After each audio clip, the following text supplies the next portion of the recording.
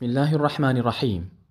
We all face different types of difficulties on a daily basis throughout our lives, whether it be from a point of health, from a point of wealth, or any other type of difficulty that may come along your way. But the question is, how do we deal with those difficulties?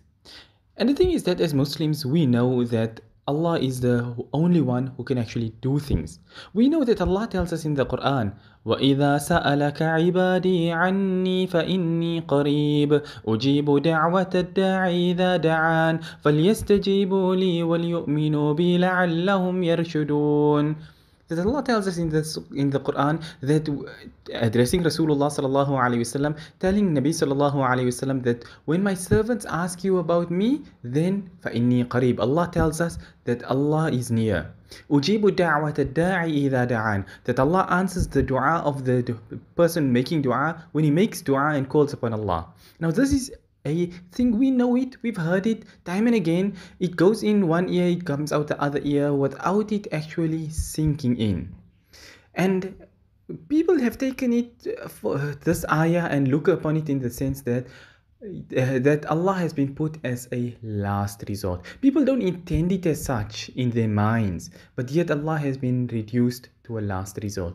So when some health issue comes along, the first thing people do is run to the doctor, run here, do this, take medicine, everything. And lastly, when the doctor tells you there's nothing we can do for you, it's like time to go home and die now. Now people come and they turn to Allah and they make dua.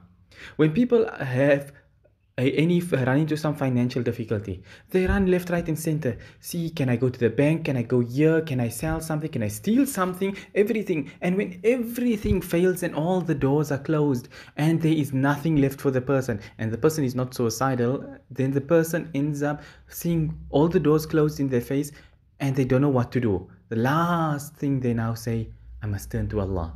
Whereas in reality, it's supposed to be the opposite way around. As Muslims, what you're supposed to be doing, and this grows both your iman and your yaqeen. What you are supposed to do is ask Allah first. This is what we are supposed to be doing. Asking Allah first. In a hadith, a bit of a lengthy hadith, advices that Rasulullah sallallahu alayhi wasallam gave to Hazrat Abdullah ibn Abbas radiyallahu anhuma. Rasulullah sallallahu alayhi wasallam told him that إِذَا سَأَلْتَ فَاسْأَلِ اللَّهِ وَإِذَا اسْتَعَنْتَ فَاسْتَعِنْ بِاللَّهِ. And there are many other hadith of a similar nature, that when you ask Allah. When you seek help from Allah. Now we see this, but yet it has taken a backseat, as in, well, I am asking Allah while I'm doing everything else. The reality should be that when I know something has gone wrong, or even if something hasn't gone wrong, first thing I must do is ask Allah. I wake up in the morning, I'm heading down to my shop. I hope it's going to be a good day. The hope in being a good day of business doesn't exactly mean anything. But you make your dua instead and you say, oh Allah, make this day fruitful for me in my business. Now you go down. Now you can put your ads and do whatever you want to, but your day began with you asking help from Allah. When you have any physical ailment, some illness that has befallen you, before you run to a doctor, before you run to take some medication, first ask Allah. What does this inculcate within you? When you have this on a daily basis, and you know how it is, every person, in the morning you have one problem, that problem is barely over and another one has turned up. Then while you are dealing with two problems, another four crops up, and it goes that way. So you always faced with some problem, some difficulty, sometime or the other. Now if your mindset is moving like this, that I have this difficulty, I first turn to Allah. Oh Allah, help me out of this difficulty. Oh Allah, remove my financial difficulty. Oh Allah, allow me to be able to understand this, that I'm busy studying. Oh Allah, I am looking to get married. Help me out in this regard. Everything like this. What it inculcates within you is, it grows in your mind this consciousness of the fact that Allah is in control. That Allah is the one who is doing everything. That if I want something done, I must turn to Allah. So your cognizance is of the fact that Allah is in charge, and I am turning to the one who is in power, as opposed to the ones that are under the control of Allah. People may look upon it as being but it's not like I don't believe in Allah, but the reality is we have taken Allah and put Allah in the back and put everything else in front and turn to Allah as a last resort. Now when you are laying there, when you've been put out, when you have nothing else, no person wants to open a door for you, nobody wants to put a coin in your hand, nobody wants to look at you, the doctor say can't do anything for you, now we want to turn to Allah. While in reality we should be saying, first let me turn to Allah, then let me do everything else, all the other means that is on this earth. Before I go out, if I'm looking to apply for a job, then I first ask Allah, oh Allah, make this easy for me. If it is a good Dini Islamic thing, oh Allah, make this easy for me. Oh Allah, put barakah in it for me. Then you go and you apply. Then if you get the job, if you don't get the job, then Allah has saved you from it. If you do get the job, it is because Allah has made it easier for you. It's not just simply like some people think, well, I go through life, one way or the other, either I'm going to get it or I'm not going to get it.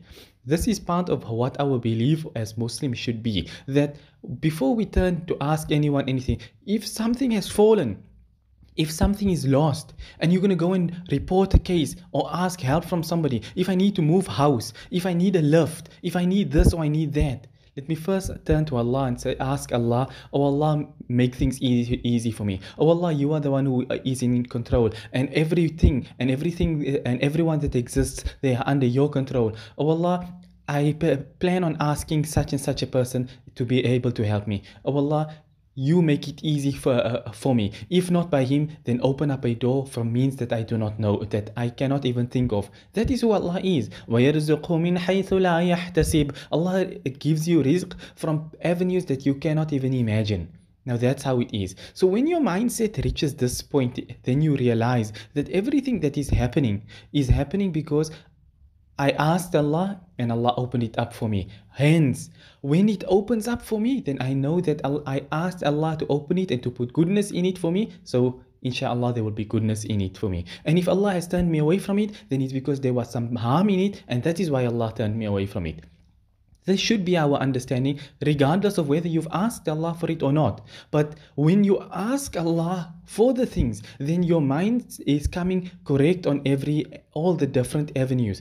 That yes, Allah is in control. Yes, Allah only intends good for me. Yes, being turned away from something is for my benefit, not for my harm, and everything like this. Then things slot into their correct places, and a person's whole mindset and lifestyle changes as a result of it. And then when you realize that I asked Allah for this and it became out possible for me, then you come to realize that I am asking and Allah is actually listening.